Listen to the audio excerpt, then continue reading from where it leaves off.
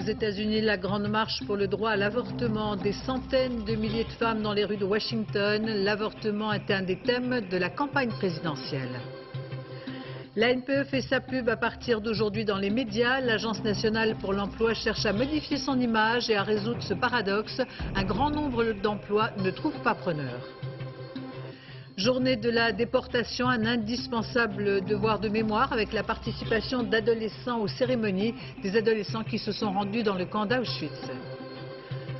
Sous le soleil, avec une neige digne des mois d'hiver, la fermeture des stations de ski, les dernières descentes pour une saison qui a fait le plein. Colette, une femme libre où l'on retrouve une Marie Trintignant flamboyante, émouvante. Le scénario avait été écrit avec Nadine, sa mère, qui a tenu à achever le film en hommage à Marie. Le téléfilm sera diffusé demain et après-demain sur France 2. Madame, Monsieur, bonsoir. Le droit à l'avortement entre dans la campagne présidentielle aux États-Unis, à Washington, venant de nombreux États voisins. Des centaines de milliers de femmes participent en ce moment même à une grande marche à laquelle se sont jointes quelques grandes stars d'Hollywood. Whoopi Goldberg est l'une des porte-drapeaux organisatrices de ce cortège. La crainte que l'administration Bush vienne limiter ce droit et cette liberté d'interrompre sa grossesse, cette crainte a mobilisé une foule immense. Sur place, Alain Chalvron, Aaron Diamond. Cela ressemble aux grandes manifestations pour les droits civils des années 60. Le Mall, la grande trouée verte de Washington, pleine d'une foule bigarrée jusqu'au Capitole. 750 000, 1 million de personnes selon les organisateurs en tout cas. Au moins 500 000 venus des quatre coins du pays et même de l'étranger pour exprimer leur attachement au droit à l'avortement aux États-Unis. Droit qu'ils estiment menacé. La chose la plus simple, l'accès à l'éducation sexuelle. L'accès à l'avortement, ils voudraient tout éliminer. Ils, ce sont les conservateurs, George Bush en tête, les partisans de l'actuelle administration, dont quelques-uns sont venus contre-manifester protégés par la police. Ils ont obtenu récemment une loi interdisant les avortements tardifs et une autre reconnaissant la personnalité juridique du fœtus.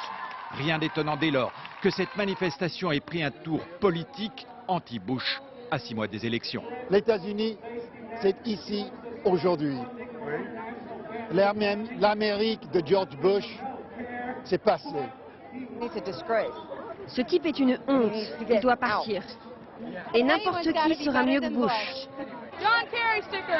Alors tous les espoirs reposent sur John Kerry, le candidat démocrate, qui a pris vendredi une position sans ambiguïté.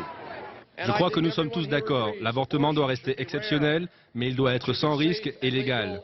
Et je pense que le gouvernement devrait rester en dehors des chambres à coucher des Américains. Cette manifestation a de quoi faire réfléchir les milieux ultra-conservateurs, ultra-religieux qui sont dans les coulisses du pouvoir.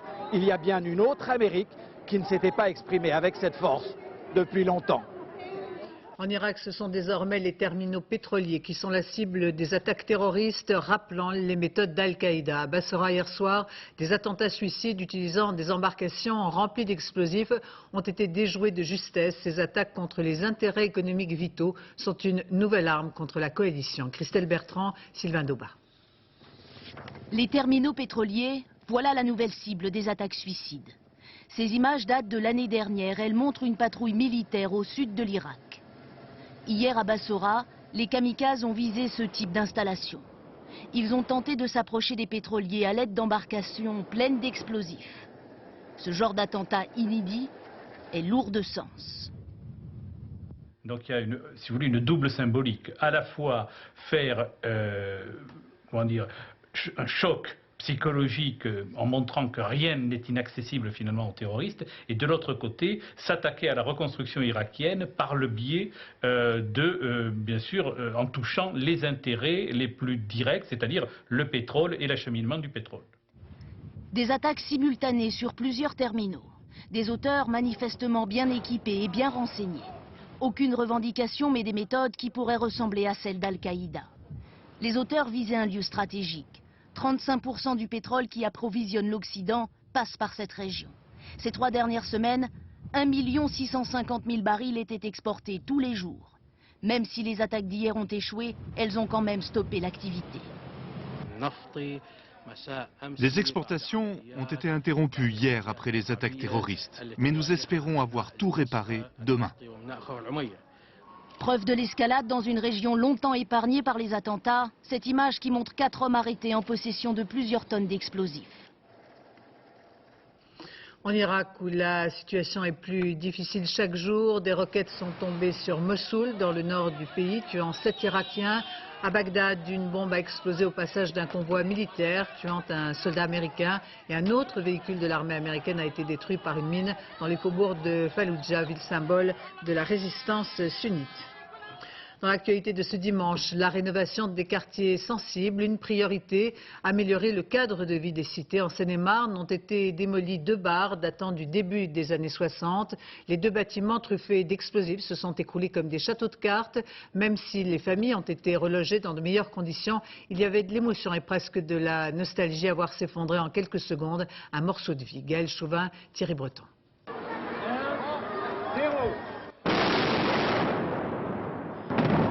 En quelques secondes, tout est fini. Des 2 immeubles de 15 étages, il ne reste plus qu'un épais nuage de poussière et des tonnes de gravats. Tout autour du périmètre de sécurité, 2000 voisins proches, évacués, massés près des anciens habitants, tous venus au spectacle. Un nombre de chocs incroyable.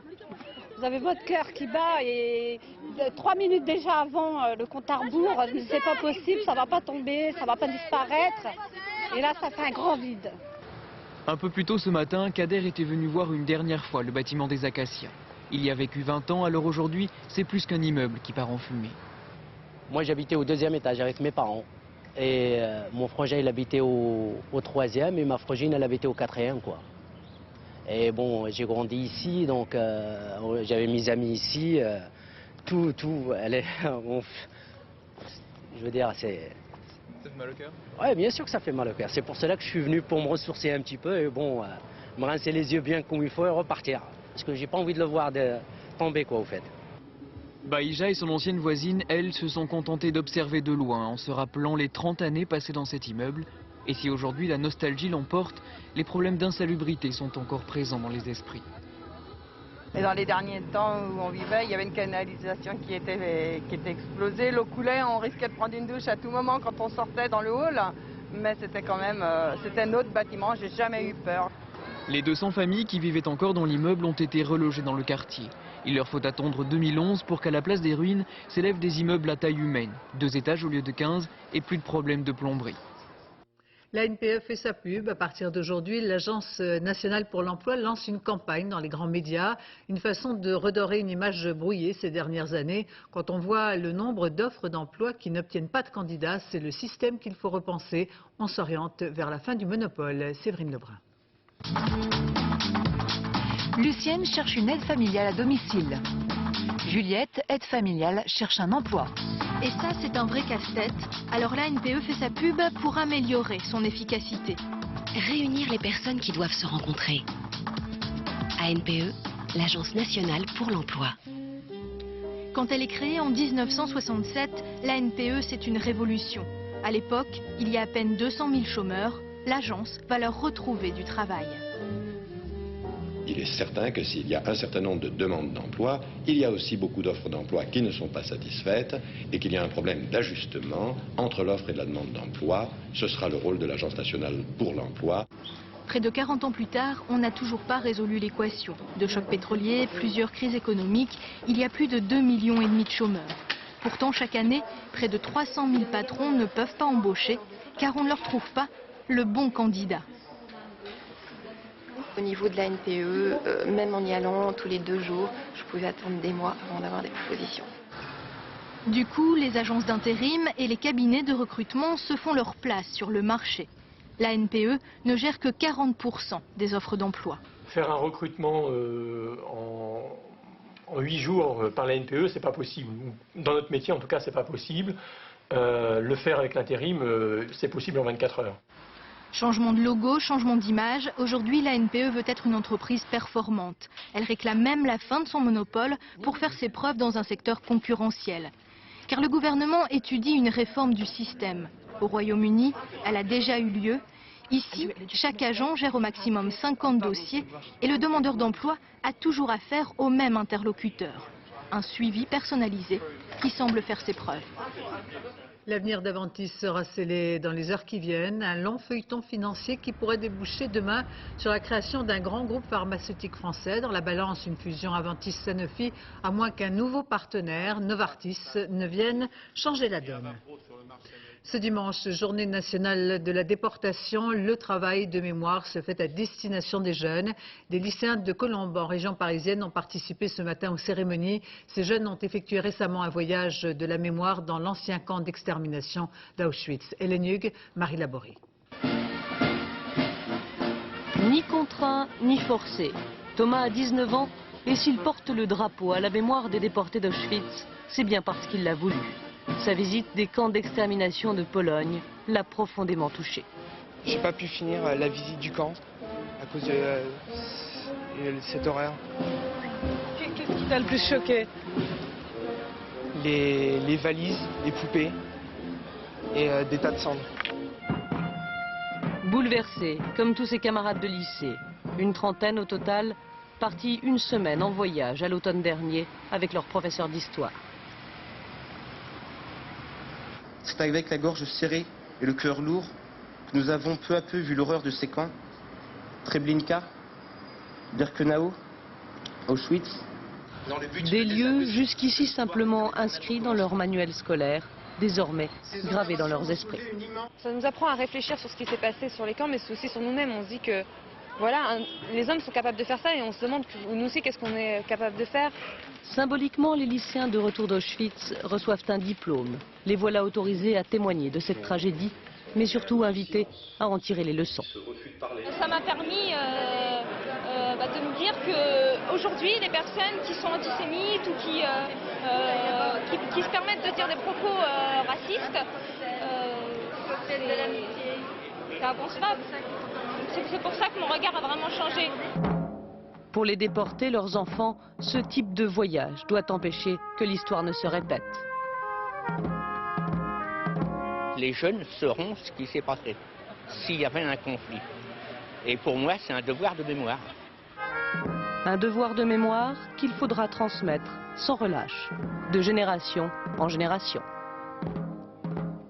Et ces cérémonies du souvenir avaient pour la première fois associé des représentantes d'associations homosexuelles, notamment à Lyon et à Bordeaux. C'est un début de reconnaissance de la déportation des homosexuels durant la Seconde Guerre mondiale, avec en marge des cérémonies un dépôt d'une gerbe en forme de triangle rose devant le monument du déporté et de la résistance de la Gironde. La petite ville de Saint-Rémy-de-Provence a organisé ce matin un référendum, le premier du genre, répondant à une initiative populaire avec en question le devenir d'une école primaire. Cette consultation a une valeur symbolique, un avis de la population qui sera ou non suivi des faits. Yannick Aroussi, Christophe Larocca. Un mois après les régionales, retour à la case bureau de vote. Un référendum à la question simple et qui concerne la plupart des électeurs, l'avenir de l'école de la République. 1 siècle et demi d'existence en plein cœur du centre-ville. C'est pour sauver et réhabiliter cette institution que l'opposition municipale est sortie du bois pour lancer le référendum. On souhaite que cette école qui a 150 ans puisse vivre encore au moins autant longtemps. Les intentions du conseil municipal sont radicalement opposées. Notre projet, c'est de conserver la façade de cette école qui est un petit peu la mémoire de Saint-Rémy et de construire une école neuve ailleurs. Ailleurs, c'est sur l'actuel stade de rugby, ce qui ne fait qu'envenimer la polémique. Le sujet mobilise. Plus de 50% des électeurs saint-rémois ont voté, ravis d'être consultés. C'est aussi bien que le Saint-Rémois exprime leur désir aussi. Ce n'est pas quelques personnes de décider, c'est tous les Saint-Rémois qui doivent décider. Pour obtenir le référendum, l'opposition a dû recueillir les signatures de 20% des électeurs. Alors quand Hervé Chérubini glisse son bulletin dans l'urne, c'est déjà une victoire. On a commencé notre campagne de pétition en avril 2003. Ça a abouti à un vote au conseil municipal en décembre 2003, donc à la fin de l'année dernière. Et aujourd'hui, à cette journée de démocratie participative. Si sur chaque projet on a un référendum, je peux vous dire que pratiquement il n'y a plus une municipalité qui pourra mettre en place des projets. Le non à la construction d'une nouvelle école l'emporte ce soir très largement. Mardi, le conseil municipal devrait prendre acte de ce résultat et retirer son projet, sans que la loi ne l'y oblige. Le référendum est en effet purement consultatif. Nouvel épisode dans le combat pour sauvegarder les hôpitaux de proximité avec la manifestation dans l'Aveyron de la population de Saint-Afrique et de ses élus locaux. 400 personnes dans les rues de la ville qui espèrent obtenir au moins le maintien de la chirurgie s'opposent globalement à la réorganisation des 2 établissements hospitaliers en un site unique. Demain, les ministres de l'Agriculture de l'Union européenne rendront leur décision sur l'entrée sur le marché d'un maïs transgénique, une décision qui pourrait être lourde de conséquences. Jusqu'à présent, un moratoire avait été observé ces 5 dernières années. Agnès Monteux, Vincent Kellner. Depuis une semaine, grâce à un nouvel étiquetage, les consommateurs peuvent essayer de mieux détecter les OGM, seulement pour l'instant à l'état de traces dans des produits dérivés. Mais beaucoup n'ont pas vraiment le réflexe. Vous faites attention, vous? Non, pas vraiment. Non, pas particulièrement. Pas du tout. Est-ce que ça vous dérangerait ou pas de consommer des produits OGM? Oui. Je veux consommer des choses qui soient le plus près possible de la vérité, c'est-à-dire de la nature, voilà. Alors pour les plus réticents, il va falloir faire doublement attention. Car bientôt, les premières boîtes de maïs transgéniques pourraient faire leur apparition à côté de ces maïs pour l'instant tous sans OGM. Les ministres de l'Agriculture des 15 se réunissent demain pour savoir s'ils vont autoriser ou non un nouveau maïs transgénique, le BT11. Un événement, son autorisation serait la première depuis 1999, la fin du moratoire européen sur les OGM. Ce serait maintenant aux consommateurs de rester vigilants. Je crois que ce printemps est une époque extrêmement importante sur les OGM, tout simplement parce qu'il y a ce nouveau règlement sur l'étiquetage qui fait pression sur la levée du moratoire. La France est contre l'importation de ce maïs transgénique. Selon l'AFSA, les études sur la santé sont insuffisantes. Mais même si les ministres des 15 ne se mettent pas d'accord demain, la Commission européenne devrait reprendre le dossier dans un mois et elle est favorable à son autorisation. Philippe Douste-Blazy était l'invité de Jean-Pierre Elkabbach sur Europe 1. Il a précisé son calendrier sur la réforme de l'assurance maladie, indiquant au passage que le déficit prévu pour 2004 serait plus proche des 14 milliards d'euros que des 12. Les premières images de la gare de Ryongchong en Corée du Nord, où a eu lieu l'explosion jeudi dernier. Elles ont été prises peu après le drame qui a fait 161 morts, dont de très nombreux écoliers, selon donc un dernier bilan revu à la hausse. La Chine a annoncé aujourd'hui 5 nouveaux cas suspects de SRAS. Ces personnes qui travaillaient à l'Institut de virologie ont été en contact prolongé avec des malades.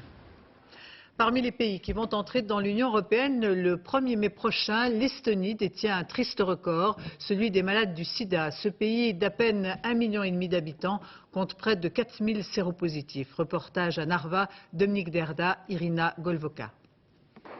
Depuis qu'ils ont décidé d'arrêter de se droguer il y a 3 mois, Alessia et Roman viennent ici tous les jours, ensemble. Comme la soixantaine d'autres toxicomanes qui fréquentent ce centre, ils viennent y prendre leur dose quotidienne de méthadone, une drogue de substitution qui doit à terme les aider à décrocher de l'héroïne. Pour se protéger du sida, malheureusement, c'est trop tard. Tous les deux déjà sont séropositifs. Ils ont contracté le virus en s'injectant de la drogue avec la seringue d'un autre. Elle, c'est sa meilleure amie qui, sans le vouloir, l'a contaminée. J'ai choisi de vivre au jour le jour. Je ne vis ni dans le passé, ni dans le futur. Je vis aujourd'hui. Pour l'instant, je me sens bien, je n'ai mal nulle part, ça va. Si on me donne quelque chose qui m'aide, tant mieux. Pour le moment, je me sens bien. Mais ce n'est pas pour ça que je n'ai pas peur. À la frontière avec la Russie, les douaniers estoniens sont sur le pied de guerre. Ils craignent qu'avec l'entrée de leur pays dans l'Europe le 1er mai prochain, de plus grandes quantités de drogue en provenance d'Asie centrale transitent par ici. Alors ils redoublent de vigilance. Parmi les nouveaux membres de l'Union européenne, l'Estonie détient un triste record, celui du nombre de séropositifs par rapport au nombre d'habitants. Et en Estonie, c'est à Narva, dans cette ville à majorité russophone, que le pourcentage est le plus élevé. 1 adulte sur 63 est porteur du virus, 8 toxicomanes sur 10 sont séropositifs. Si tu achètes de la cam, que tu te prépares une seringue et que ton copain te dit « donne-moi un peu », t'as beau lui dire « non, faut pas, je suis séropo », lui il s'en fout. Il est en manque, tout ce qu'il veut c'est se piquer. À la nuit tombée, au pied d'un immeuble anonyme, certains viennent échanger leurs seringues usagées contre des seringues neuves. C'est gratuit, comme la méthadone. Et puis ça rassure. Surtout quand, comme Andrei, on hésite encore à aller passer un test de dépistage. Tu connais des gens qui ont attrapé le virus du sida? Dans mon entourage, 3 personnes. Et toi, tu n'as pas peur? Je ne les fréquente pas beaucoup. 4 ans après l'apparition de l'épidémie à Narva, les associations qui tentent de venir en aide aux séropositifs ne voient guère à l'horizon de signes d'espoir. Bien au contraire. Le problème ici, c'est qu'il n'y a pas de travail. Les jeunes tournent en rond, ils n'ont rien à faire. Chaque mois, on recense ici entre 15 et 20 nouveaux cas de contamination. Le plus souvent, chez des adolescents. La Grande-Bretagne, qui avait renoncé depuis les années 50 à la carte d'identité, se lance dans un nouveau projet, ou plutôt une première expérimentation, avec une base de données qui permettra d'identifier une personne à partir de son empreinte faciale. Un projet controversé. Laurent Boussier. L'image du visage en 3 dimensions, le scanner de l'iris de l'œil et évidemment les empreintes digitales, c'est tout un système d'identification biométrique qui dès demain va donc être testé en Grande-Bretagne sur 10 000 volontaires. Le but, introduire dans quelques années une carte d'identité infalsifiable où chacun sera identifié par ses caractéristiques biométriques. Le dernier système de carte d'identité en vigueur dans le pays avait été supprimé en 1952 par Winston Churchill et depuis les Britanniques en étaient plutôt fiers. Mais la lutte contre l'immigration illégale, le trafic de faux papiers et les risques terroristes ont remis en cause cette originalité. Ce nouveau système va nous aider à lutter contre le crime organisé, le terrorisme et toutes les menaces nouvelles, très différentes du passé. Ça ne va pas régler tous les problèmes, mais ça va nous aider. Contesté par plusieurs associations de défense des droits civiques, mais soutenu par 80% des Britanniques, ce projet repose sur la création d'un registre national des identités biométriques. Les 60 millions d'habitants du pays devraient donc d'ici quelques années passer devant ces scanners. Coût total de l'opération, plus de 4,5 milliards d'euros, pour une mise en œuvre effective prévue en 2013. Mais déjà, en 2007, cette identification biométrique sera obligatoire pour les passeports et les permis de conduire. À Manchester, plusieurs centaines de militants antiracistes ont protesté contre la présence de Jean-Marie Le Pen, venu soutenir le BNP, principal parti d'extrême droite britannique, dans le cadre de la campagne des élections européennes. Des heurts ont eu lieu devant l'hôtel où le président du Front National donnait sa conférence de presse. Dans moins d'une semaine, 10 nouveaux pays feront leur entrée dans l'Union européenne, à l'exemple de la Lituanie, un pays d'une superficie de 65 000 km², de 3 600 000 habitants. L'influence russe y est toujours très présente. On la retrouve au plus haut poste de l'État. Gilles Rabin, Yann Moine. Une décennie a suffi aux Lituaniens pour effacer des murs de la vieille ville de Vilnius les traces de 50 années d'occupation soviétique. La cité a retrouvé son visage d'avant. Et pourtant, les Russes sont toujours là, ou plutôt, l'argent des Russes.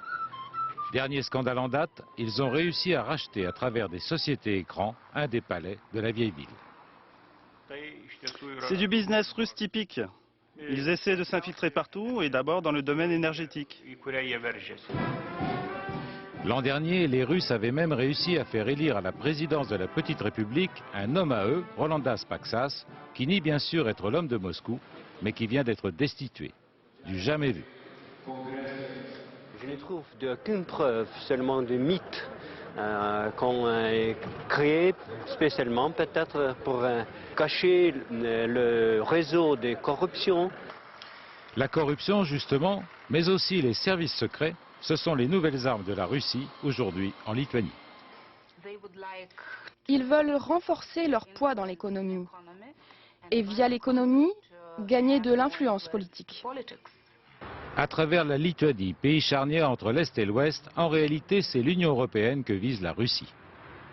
Le plus grand danger serait d'être formellement indépendant et gouverné en sous-main par le Kremlin. Pour cette nouvelle génération de dirigeants lituaniens qui en 10 ans a réussi à redresser spectaculairement l'économie de son pays, la Russie ne renoncera jamais. L'actualité sportive, match sous haute sécurité en fin de journée à Paris. Le PSG recevait l'OM, du beau football avec la victoire du PSG 2-1. Christophe Widman, Catherine Just. C'est le parcours de tous les dangers. Quelques centaines de mètres à parcourir pour un millier de supporters marseillais, de leur bus à l'entrée du Parc des Princes. Dans le cortège, presque autant de CRS que de fans de l'OM.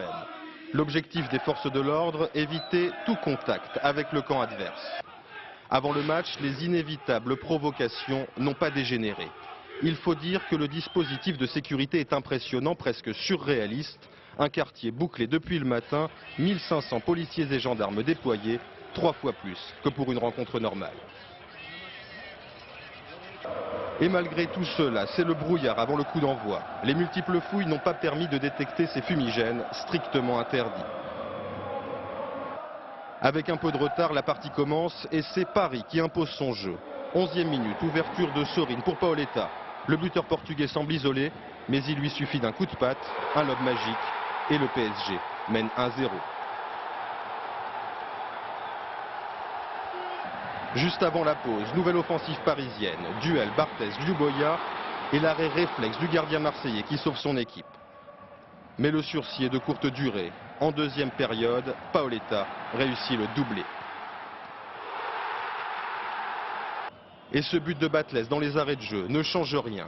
C'est la 6e victoire consécutive du PSG contre le rival marseillais, ce qui comble les supporters mais permet surtout au club de remonter à la 2e place du classement. En Formule 1, Michael Schumacher cumule les 100 fautes. Il a remporté le Grand Prix de San Marin à Imola. Sur les terres de Ferrari, il devance le Britannique Button et le Colombien Juan Pablo Montoya. Michael Schumacher a ainsi remporté les 4 premières courses de la saison. La fin des vacances de Pâques et les ultimes descentes pour les skieurs à la Clusaz qui ferme ses portes aujourd'hui comme la plupart des stations. La neige et le soleil étaient au rendez-vous. Bref, une journée exceptionnelle à l'image de la saison dans les Alpes. Didier Guyot, Thierry Meunier. Il y a des petits matins comme celui-ci où l'on ne regrette pas d'être venu chausser ses skis pour la dernière fois de la saison. Air pur, soleil et neige encore en abondance fin avril. Que demander de mieux pour la journée? Ah, c'est que du bonheur. Ah oui, ça c'est facile à dire parce que ça c'est vrai. Non mais regardez ce que vous voyez là. C'est pas fabuleux là? Puis avec un temps pareil, mais c'est que du bonheur. On est avec du bonheur ici. Puis on va en profiter. Essayer de ne pas se casser une patte le dernier jour. Avec un forfait bradé à 10 €, des centaines de touristes sont venus dévaler les pistes de la Clusaz à 2600 mètres d'altitude. À 17 h, les remontées fermeront, alors il faudra penser maillot de bain, randonnée, VTT, bref, raccrocher les skis et les surfs. Il y a un petit pincement au cœur, alors on ne le ressent pas trop ce matin, mais plus la journée va avancer et plus ça va être dur d'arrêter. On se dit que ça rendez-vous l'année prochaine, avec un meilleur niveau qu'aujourd'hui, c'est tout.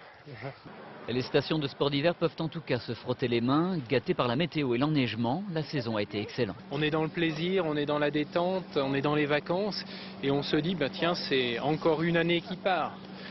Par contre, cette année était excellente, comme l'année dernière, donc on ne peut pas le regretter. Et pour immortaliser cette fin de saison, place au défi folie, avec les vrais mordus de poudreuse et d'aquaplaning. À 80 km/h, il se lance sur les eaux à peine dégelées du lac des Confins le plus loin possible.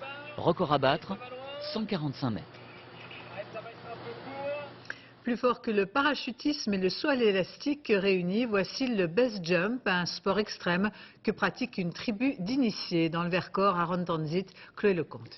Eh ben 3, 2, 1, tabac! C'est l'extrême, poussé à la limite. 450 mètres de falaise, 12 secondes de chute libre et une vitesse atteinte qui dépasse les 180 km/h. Pas de parachute de secours ni d'altimètre. Ici, la moindre erreur est fatale. Le base jump est un sport strictement réservé aux initiés. Ils sont une centaine en France. Une tribu parfaitement entraînée et loin d'être folle. On est tout l'inverse de Trompe-la-Mort, en fait. On adore la vie, quoi, et on pratique ça vraiment dans une optique la plus sécurite possible. Et pour nous, c'est absolument pas à chaque fois défier la mort, quoi. Jérôme Blangra est un instituteur qui a les pieds sur terre. Enfin presque. Entre 2 exercices de maths, il leur parle de la montagne, de sa passion, de quoi évidemment susciter l'admiration. Bien. Ça va vite. Tu peux faire des saltos, tu peux faire des gestes. L'idée de sauter puis voler n'est pas nouvelle. Dès les années 20, un drôle d'oiseau se jette, parachute à la main, du pont des Suicidés, au but de Chaumont. Aujourd'hui, dans le Vercors, la quête est la même. Salut. Quelques secondes de saut pour un concentré de sensations. Que du bonheur, que du plaisir, ouais. On se sent comment là-haut, comme un oiseau, comme quoi on vole ou vous avez fait? Ouais, c'est la liberté totale en fait. Risqué?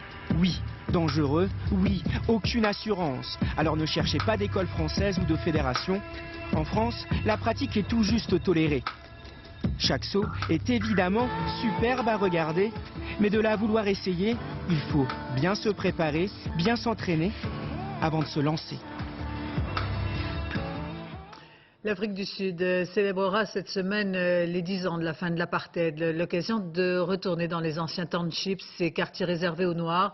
C'est là que s'est ouverte une école de danse qui débusque les talents de demain, tout un univers qui remplace la loi de la rue. Reportage dans la banlieue du Cap, Éric Meunier, Frédéric Rank. À quoi rêvent les jeunes filles? À quoi rêve Zandile Constable, jeune noire sud-africaine, dans son collège de la banlieue du Cap?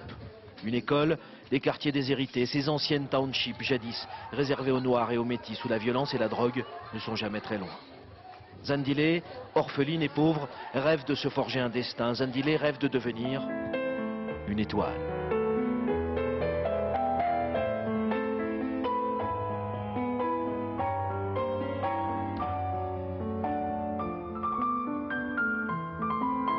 Elle est déjà l'une des danseuses les plus prometteuses du groupe de Phyllis et Philip Boyd. Deux grands danseurs classiques sud-africains, deux fous de danse, qui se sont mis en tête de porter leur art au cœur des quartiers noirs, là où le ballet classique n'avait jamais eu droit de cité. Depuis 9 ans, ils détectent, éduquent, forment, disciplinent ceux qui seront les danseurs vedettes de demain. C'est vrai que les gens ont souvent l'idée que le ballet est une affaire de blancs. Mais quand ils nous voient, ils changent d'avis. Ils doivent admettre que le ballet n'est pas fait pour les blancs. C'est pour tout le monde. Khayelitsha, Nyanga, Guguletu, ces banlieues connues pour leur taux de criminalité, pour leur nombre de viols, ont maintenant tous leur cours de danse. Classique, jazz ou africaine, plus de 200 enfants bénéficient du programme Dance for All, Danse pour tous, et se produisent en spectacle. Façon d'échapper à la loi de la rue. Pour les meilleurs comme Zandile, à 16 ans, c'est une carrière professionnelle qui se dessine.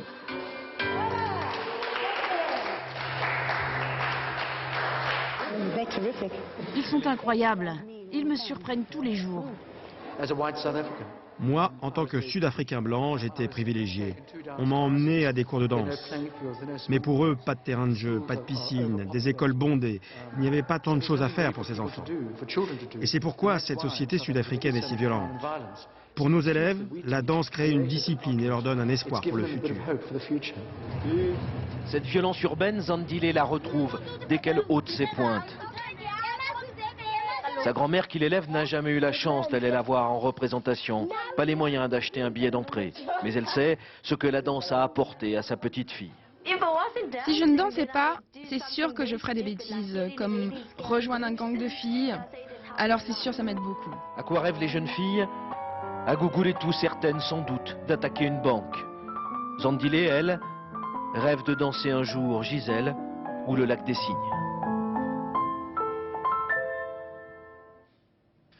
Le printemps de Bourges avec les déclarations très attendues du ministre de la Culture, Renaud Deneulieu de Vabre, qui promettent des propositions pour les intermittents avant 10 jours.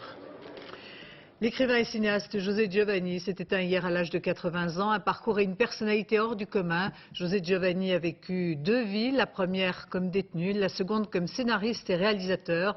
On lui doit notamment Le Clan des Siciliens, Le Gitan, 2 hommes dans la ville, des grands moments de cinéma français. Pascal Deschamps. Il y a des hommes qui vivent plusieurs vies. José Giovanni était de ceux-là. S'il a écrit parmi les plus belles pages de l'histoire du cinéma français de l'après-guerre, c'est d'abord à la rubrique des faits divers que l'on trouve son nom. Condamné à mort en 1949 pour sa participation à un triple meurtre, il est gracié et passera 11 ans de sa vie en prison. Son premier roman, Le Trou, un récit d'évasion, est adapté au cinéma par Jacques Becker. Pourquoi faites-vous la grève de la faim? Je suis innocent, moi. Dès lors, l'ancien voyou change de monde. Près d'une dizaine de ces romans se retrouveront à l'écran, signés par les plus grands, Sautet, Verneuil, Melville.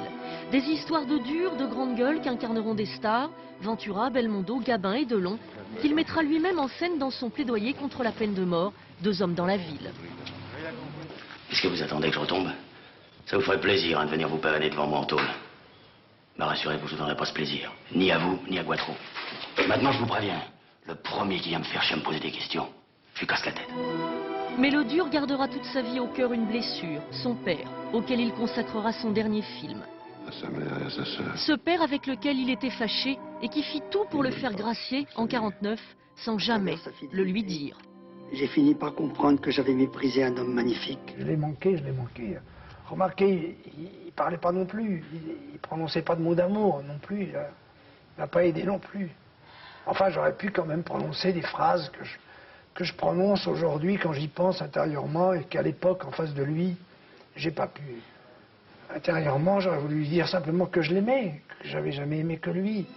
Celui qui se présentait comme un raconteur d'histoire n'aura finalement jamais cessé de raconter la sienne sans concession.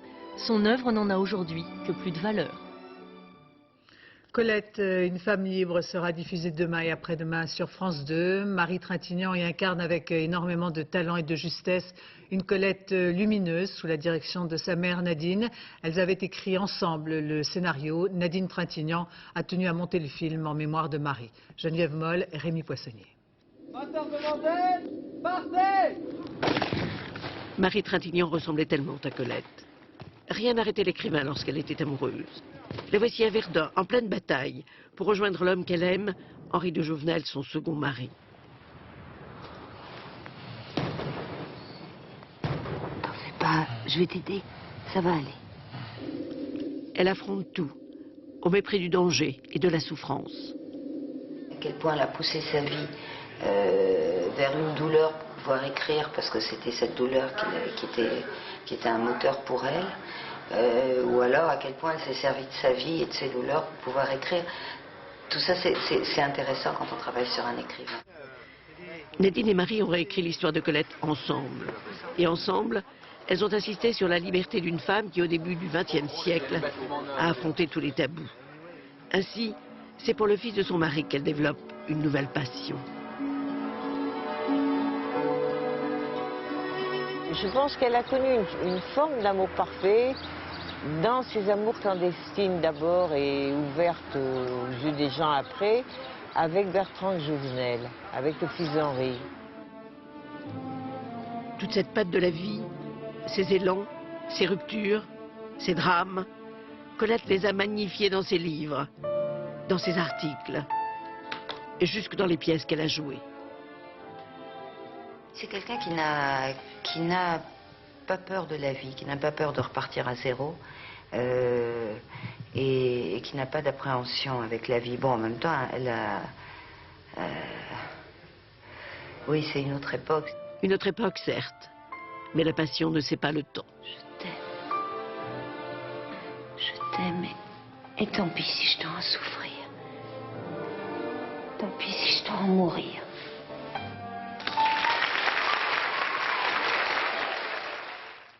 Ainsi se termine ce journal. Je vous remercie de votre attention. Tout de suite, la météo. Patrice Drevet. 20h55, le Zèbre avec Thierry Lhermitte. Minuit 25, le dernier journal. Jean-Claude Renaud. Demain, 7h40, dans les 4 vérités, Françoise Laborde recevra François Roussy, président d'EDF.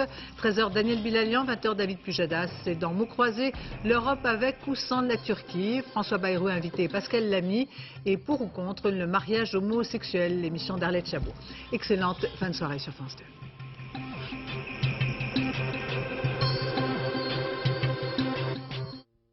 Votre soirée sur France 2. Pour sauver l'amour, Thierry Lhermitte enfile le costume à rayures d'Alexandre Jardin. Puis Christophe Ondelat emprunte la route qui mena Francis Holm au crime. France 2. Le Zèbre et faites entrer l'accusé ce soir sur France 2.